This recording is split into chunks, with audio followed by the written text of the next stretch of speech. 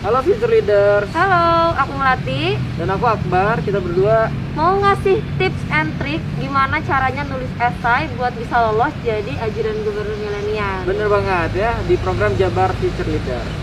Kebetulan kita berdua memang pernah ikutan ya, dan Ya. juga pernah nulis esai juga pastinya, karena itu salah satu tahapan seleksinya. Nah, kira-kira ada apa aja? Ini dia.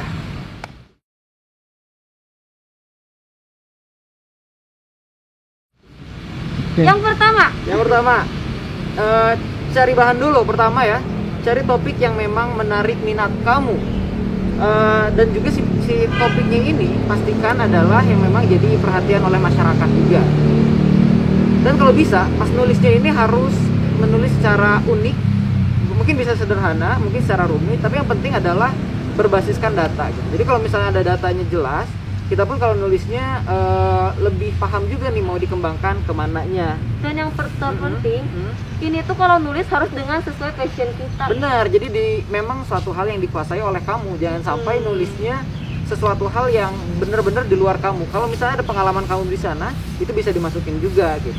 Betul. Bahkan juga ditambahin sudut pandang atau argumen-argumen baru gitu, biar nantinya tidak monoton. Karena bosen kalau misalnya dengerin anak muda harus turun, anak muda harus terjun, gitu-gitu terus tuh bosan gitu. Kita harus cari sudut pandang yang baru, perspektif baru, biar lebih seger, dan juga si video esai kita jadinya muncul ke permukaan oleh tim panitia seleksi gitu. Nah, betul juga. Jangan lupa cari juga bahan di internet mungkin, di Benar. buku. Atau kalian juga bisa nulisin di caption Bapak, bisa dicek-cek juga Bener beritanya. banget. Karena itu bisa jadi sebuah inspirasi juga buat kita nulis esai. Benar, karena postingan Ridwan Kamil gitu ya, Gubernur Jawa Barat, itu pasti akan menyesuaikan juga dengan program-program yang yang dia bikin gitu Iya, ya. betul sekali. Sehingga dengan begitu kamu bisa memanfaatkan itu untuk mendukung program-program pemerintah tersebut. Karena kan itu untuk kebaikan bersama juga ya. Betul sekali. Yang ketiga, Yang ketiga, kalian harus bikin kerangkanya nih. Yang Benar. pertama perkenalan diri. Ini wajib banget Betul, perkenalan betul. diri. Ada yang bikin langsung gitu. Apa aja yang dijelasin itu. tapi lupa diri sendiri nggak dikenalin ya. Iya, harusnya dia perkenalan diri dulu. Bener banget, kayak mungkin nama, terus asal kuliah gitu ya, jurusannya apa, dan seterusnya. Terus juga sekilas prestasi. Nah, ini penting juga nih buat Benar. tahu kemampuan kita itu apa. Jadi jangan sampai prestasi kita terlalu berlebihan disampaikan. Jadi jangan sampai ada, misalnya kalian punya 50 prestasi, 50-50-nya dimasukin enggak ya. Itu Salah satu aja yang Salah menurut satu. kita paling menonjol. dan sesuai dengan esai kamu tentunya Nah, ya. betul sekali.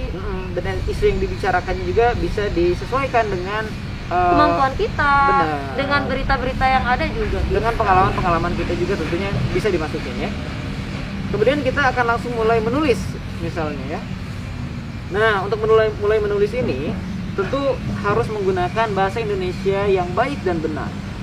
Bahasa Indonesia yang baik dan benar itu, yang baik itu artinya sesuai dengan konteks, yang benar itu sesuai dengan kaidah.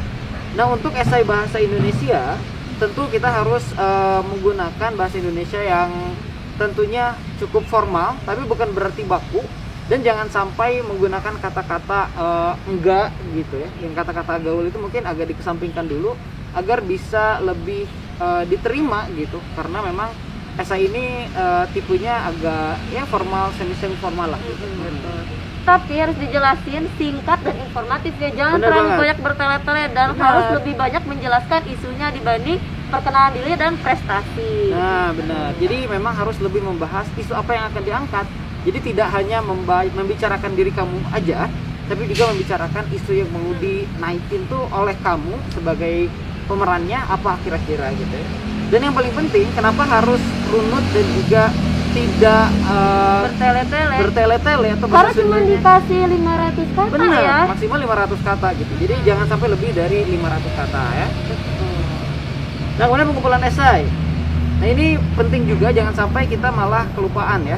Dan perlu kamu ketahui juga, sebelum masukin esainya di form, ada baiknya kamu bikin sketsanya dulu di file lain gitu. Iya. Nah, mungkin bisa di Google Docs gitu ya, biar bisa disimpan nantinya. Jadi pas nanti bikin video itu nggak akan hilang. Jadi jangan langsung di form ya, tapi tulis dulu di media-media lain. Kalau aku waktu dicatat. itu bikinnya di notes HP. Iya. Aku bikin di notes HP. Itu bisa. Kalau aku sketsa dulu, terus bikin di Google Form, di Google Docs gitu ya. terus dicek dulu kalau misalnya udah pas 500 kata gitu ya.